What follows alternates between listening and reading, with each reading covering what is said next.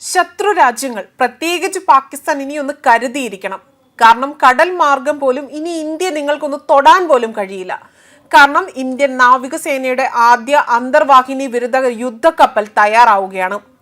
INS Arnala എന്നാണ് ഇതിന് പേരിട്ടിരിക്കുന്നത്.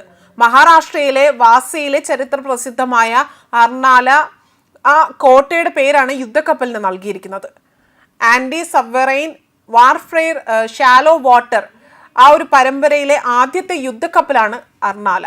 മാത്രമല്ല diesel engine water jet propelled യുദ്ധക്കപ്പലുകളിൽ ഏറ്റവും വലുതാണ് അർണാല എന്ന് പറയുന്നത്. ജൂൺ 18 വിശാഖപട്ടണത്തെ നേവൽ കേഡർ അവിടെ വെച്ചുകൊണ്ടാണ് യുദ്ധക്കപ്പൽ കമ്മീഷൻ ചെയ്യുന്നത്. Chief of defence staff general Anil Chauhan ആയിരിക്കും കമ്മീഷനിങ് നിർവഹിക്കുകയും ചെയ്യുന്നത്. കൊൽക്കത്തയിലെ garden reach ship builders and engineers ആണ് ഇത് രൂപകൽപ്പന ചെയ്തിരിക്കുന്നത്, അതായത് ഇത് നിർമ്മിച്ചിരിക്കുന്നത്. പൊതു സ്വകാര്യ പങ്കാളിത്ത മാതൃകയിൽ L&T ഷിപ്പ് ബിൽഡേഴ്സുമായി സഹകരിച്ചായിരുന്നു നിർമ്മാണം പൂർത്തിയാക്കിയത്. 80% തദ്ദേശീയ ഭാഗങ്ങളോടെയാണ് യുദ്ധക്കപ്പൽ നിർമ്മിച്ചിരിക്കുന്നത്. ഭാരത് ഇലക്ട്രോണിക്സ് ലിമിറ്റഡ്, അതുപോലെ തന്നെ L&T മഹേന്ദ്ര ഡിഫൻസ്, അതുപോലെ MEIL എന്നിവയുൾപ്പെടെ തന്നെ പ്രമുഖ ഇന്ത്യൻ പ്രതിരോധ സ്ഥാപനങ്ങളിൽ നിന്നുള്ള നൂതന സംവിധാനങ്ങളാണ് ഈ കപ്പലിൽ ഉൾപ്പെടുത്തിയിരിക്കുന്നത്.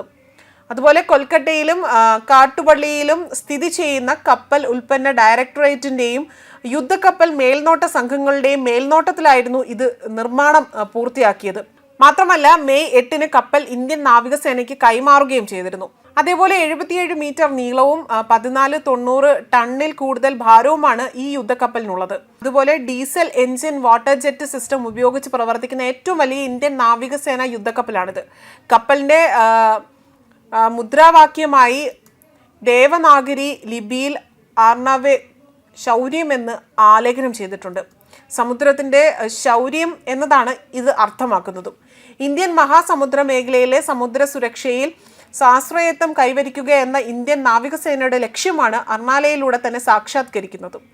ഉപരിതല യുദ്ധക്കപ്പൽ വിമാനങ്ങൾ, അന്തർവാഹിനികൾ അല്ലെങ്കിൽ മറ്റു പ്ലാറ്റ്ഫോമുകൾ ഉപയോഗിച്ചുകൊണ്ട് ശത്രു അന്തർവാഹിനികളെ കണ്ടെത്തുവാനും ട്രാക്ക് ചെയ്യുവാനും തടയുവാനും കേടുപാടുകൾ വരുത്തുവാനും നശിപ്പിക്കുവാനും ഉപയോഗിക്കുന്ന ഒരു അണ്ടർ വാട്ടർ യുദ്ധ ശാഖയാണ് ആന്റി സബ്വറൈൻ വാർഫെയർ, അല്ലെങ്കിൽ പഴയ രൂപത്തിൽ AOS എന്നുകൊണ്ട് ഉദ്ദേശിക്കുന്നത്. സൗഹൃദപരമായ ഷിപ്പിങ്ങിനെയും തീരദേശ സൗകര്യങ്ങളെയും അന്തർവാഹിനി ആക്രമണങ്ങളിൽ നിന്ന് സംരക്ഷിക്കുന്നതിനും ഉപരോധങ്ങൾ മറികടക്കുന്നതിനുമാണ് ഇത്തരം പ്രവർത്തനങ്ങൾ സാധാരണയായി തന്നെ ഉപയോഗിക്കുന്നത്.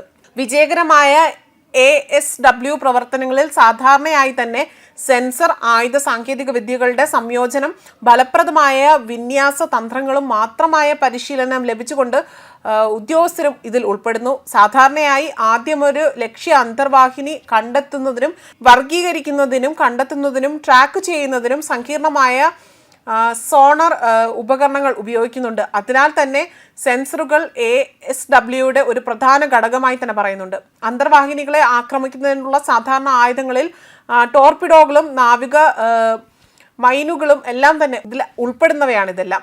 ന്യൂസ് ഡെസ്ക് കർമ്മ ന്യൂസ്.